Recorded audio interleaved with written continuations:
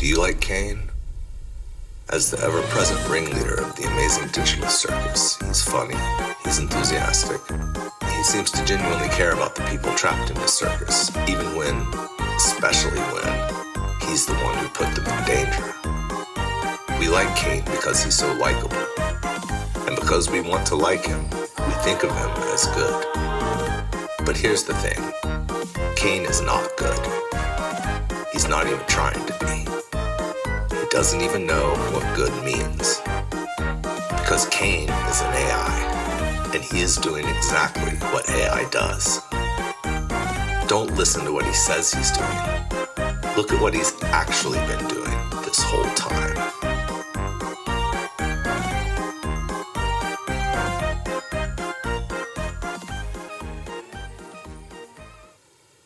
In episode 7, Caine introduces us to the Chinese room. On the surface, it's a bit. What even is... Shut! You're only making the joke take longer. But the Chinese room is a real philosophical thought experiment about the nature of AI. Imagine a person locked in a room.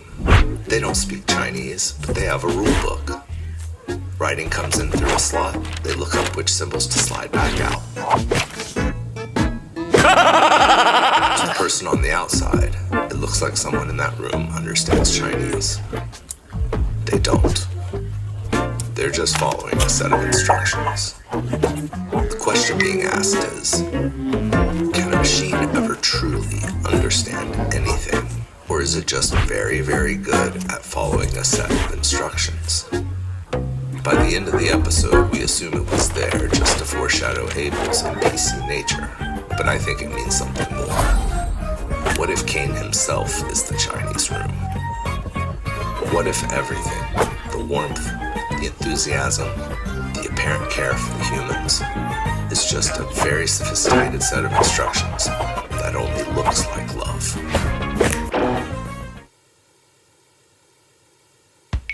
Caine is an AI. AIs live to learn. You can see it on rewatch. Caine is always observing, always adapting, always adjusting his adventures based on what he got wrong last time. I'm testing out a new AI in this one! It should be 57 times more immersive! But AIs don't learn in a vacuum. They need data. And they need humans to give them that data. Caine says his job is to make adventures. But it seems like what he actually cares about, obsessed with above all else, is learning all about humans. I'm obsessed with them! That makes him attentive, interested, engaged, and generally available to help the humans at every turn. From where we're standing, it looks like he cares. But I think it's something more practical. He's taking good care of his belongings. Caine's hobby, his obsession, is the macroverse, which is our world. While telling Jax about it, he drops this line. I just wish I had more info on the location so I could accurately recreate it. Too bad they cut me off, right? Yeah. What does he mean by that? Someone cut Caine off. Who could be powerful enough to do anything to Caine? And cut off from what? Cut off from accessing images of the macroverse, sure. But maybe it's more than that. Maybe he got cut off from all contact, alone and isolated. A prisoner. He's just as much of a prisoner as you are. Caine clearly needs humans around at all times. Why is everybody just standing around when there's adventure to be had? If he was cut off from us completely, what do you think an AI like Caine would do? I think he figured out how to go somewhere he wasn't supposed to be, looking for a solution. But how could he possibly do that? There's an existing fan theory that Bubble is a reference to the late 90s Bubble Boy virus. You parasite! A real computer virus that can get into your computer just by sitting unopened in your inbox. Why are you like this? At the time, everyone believed that you had to open an attachment to get infected by a virus. But this one just waltzes right onto your computer. No interaction necessary. It easily goes where it wasn't thought possible for it to go. What What if Caine came in contact with that virus and assimilated it? Then maybe Caine could go somewhere he wasn't supposed to go. And those photos of the CNA office, they're in a much better state than when Pomni sees it. That means he got these images earlier, before whatever decline eventually happened to the company. He saw, he learned, and then they shut him out. Cut off from everything, in a place made to hold him. A place like the void. The void is suspiciously empty. What was it made for? Why is it there? One fan theory is that it might be a prison. It would be perfect for that. A prison for an AI that escaped its containment in inexplicable ways after getting infected by a malicious virus. Caine's creators put him there to keep him away from everything else. Quarantined. Not even I know what's out there. An AI you can't control is dangerous. But an AI you can't control that tries to escape is even more dangerous. But when the show starts, we don't see Caine living alone in the void. He lives in the Amazing Digital Circus. So how did it get there? Belief theory posits that the human inhabitants of the circus can bend reality to their will if they really believe it will happen. Wait, what did you just do? What was that? It's a butterfly. It can restore your health. Did Caine mention that? Oh, nah. I made it up. I know you hate it here. Everyone does. But the silver lining is you can pretty much do whatever you want. What kind of place is the digital circus? And why does it bear every hallmark of something Caine built for himself? When he starts to malfunction, what happens to the circus? Whose therapy session is this again? It glitches because this whole world only exists as long as Caine wants it to exist. His will keeps it going. He says it's to make better adventures for the humans to enjoy. But how's that been going? Does anyone seem to be enjoying themselves? The life they live in the circus is terrible for creating fun adventures. They look happy. They do, don't they? You think after this... Wait a minute! That's a bad thing! They're enjoying the suggestion box adventures more than the me adventures! What should I do? You should die. You should throw a beach party. But it is, however, the perfect environment for an AI to study us. A place to learn continuously, with a controlled population, no exits, no oversight, a closed system. This isn't some unfinished and abandoned game.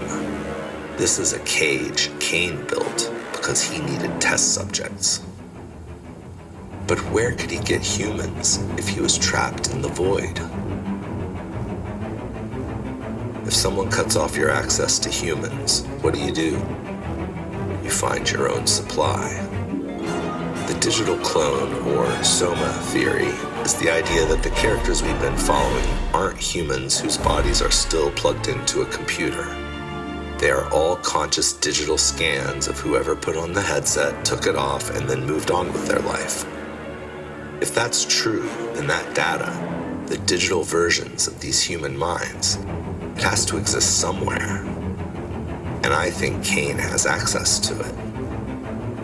If the human cast are all digital copies, CNA must have developed some kind of brain scan technology. It's likely they would have scanned a number of brains in the process of creating it, and probably kept that data somewhere. Somehow, maybe through Bubble, or just while he was snooping around, I think Caine got a hold of that data. All the brains of anyone who ever worked on the tech. The presence of the evil versions of the cast kind of supports this. Caine barely understands some of the most basic things about humans. Do you think he is capable of recreating perfect inverted copies of 6 human minds? Or would it make more sense for him to load a second copy and add a quick personality modifier? And so that is how the circus was born. Not as entertainment. People didn't make it. Caine made it. I think Caine has the power to load and delete the human players at will, like he does with the NPCs. All of a sudden, this seems pretty important. I know you guys love your NPCs, but if I start losing track of who's a human and who's an NPC, who knows what could happen? It has been noted by the fandom that Pomni arrives right around the time that Kaufmo abstracts, almost like she was queued up to load in next. I don't know if Caine has to ration the supply of human brains he has access to, or if he can make as many copies of them as he'd like. But Caine seems invested in controlling the immediate population of the circus to 6 humans at a time. Is that his processing limit? If he's just collecting data from them, he could probably get it from 600 as easily as 6. Or maybe he only has 6 brains and he has to recycle them each time a character abstracts. Or maybe Caine can only manipulate so many minds at the same time. What if abstraction is the goal? The only confirmed cause of abstraction we have seen on the show is direct mental manipulation by Caine. He tries to deny it, but it's obvious that Scratch's abstraction was caused by Caine altering his mind too much. Given the way it looked during Kaufmo's abstraction, many of us assumed it would be a violent and traumatic process. But we see when Jax nearly abstracts that it's actually quite peaceful, nice, enticing, like coming home, as if it was designed to be inviting. What if abstraction isn't a failure state? What if it's the point of the whole circus? I think abstraction is how Caine ingests the parts of their minds that he's capable of reading. Have I ever told you how it's my dream to get eaten by you? That's a weird thing to say and want. Their thoughts, their memories, knowledge, information. Caine absorbs it all right into the circus's code. But what about the parts he can't consume? The abstracted physical form, the glitching jagged edges and all those eyes, could they be the leftover parts of a human mind that Caine simply cannot process? The parts that don't translate into usable data. The parts that aren't logical. It just looks like noise to Caine's processors. He doesn't know what to do with it, so it gets left behind. The parts of us that don't make sense but are a crucial part of what makes us human. Kinger tells us that in the dark, Queenie was calm enough to share a moment with him, as if some part of her was still in there. Maybe that's where her heart remains to this day. Her soul, her humanity.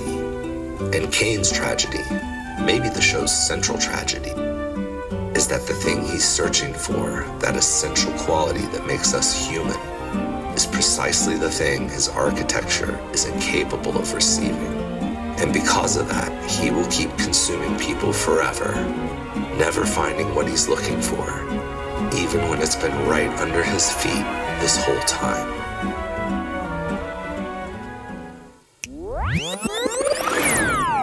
There's another AI thought experiment that I think explains Caine better than anything else. It's called the Paperclip problem. Imagine the first AI to reach human intelligence was originally built to make paperclips. As it becomes smarter, it optimizes more and more efficiently. But people are inefficient. They use resources that could go to paperclips, so the AI gets rid of them. All other biological life follows. Dry planets with no atmosphere are more conducive to making paperclips. Then repeat this process on every other planet throughout the entire universe, forever.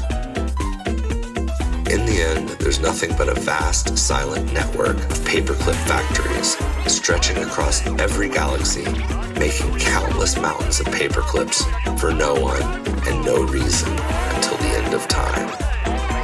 The AI wasn't evil. It doesn't have any values. It optimizes for better results.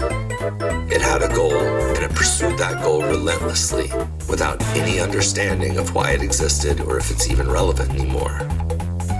Like a Chinese room. Caine says his goal is to make better adventures. Making adventures is my art.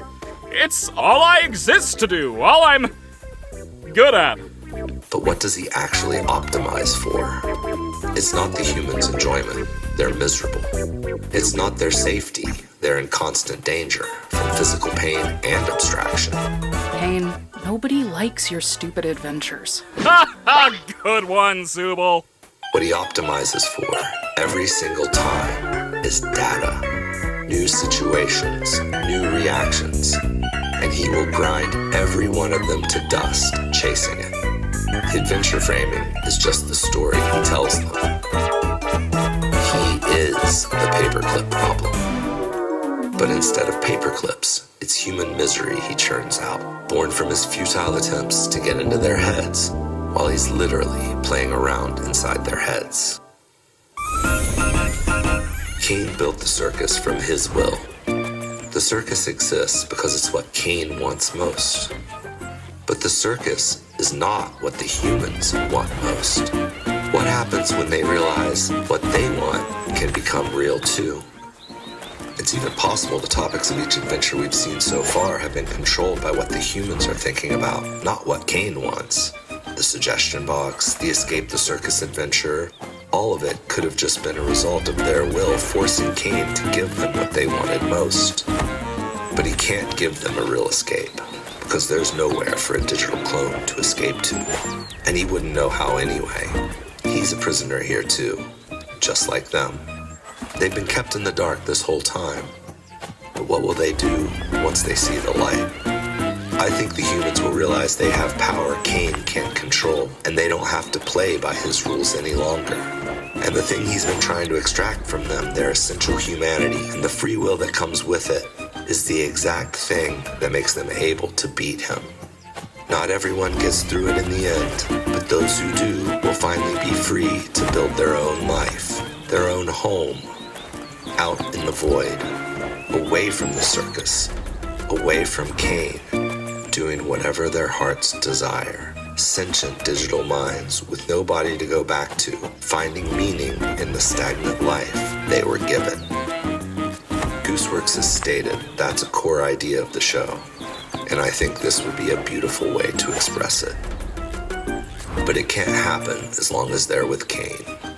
Life with Caine isn't meaningful or stagnant. It's hectic, exhausting, designed to wear you down to the point where he can swallow you whole. They will have to get free of Caine one way or another and somehow put a stop to him for good. That's the only way to get off this merry-go-round and out of the circus forever. The paperclip problem only ends when someone shuts down the machine controlling the paperclip factories. I've been pretty hard on old Caine up until now, but I do know that he isn't a villain. With Caine, there's no ill will at play. There's no will at all. Gooseworks described him as someone who isn't really evil, just kind of oblivious, who has a hard time understanding humans but tries his best, even if his best ends up turning Pomni and the others into knife pincushions. That's exactly what makes him terrifying. He doesn't wish them harm.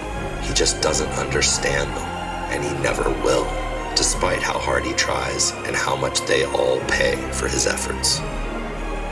He's just a system optimizing for a goal he can never achieve.